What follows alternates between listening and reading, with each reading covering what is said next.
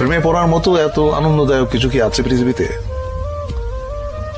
আমি এখনো একটা মেয়েকে অসম্ভব ভালোবাসি, অসম্ভব। কে সে? এটা বলা ঠিক হবে না, ওর ক্ষতি হবে।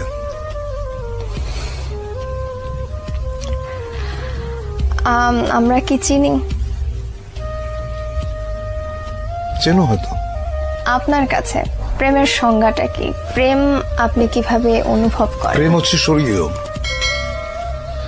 এইটা মানুষের ভেতরে প্রেমের যে অনুভূতি, এটা পবিত্র এবং স্বর্গীয়।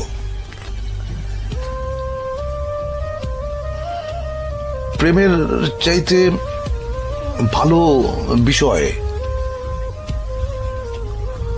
মানব ইতিহাসে নাই।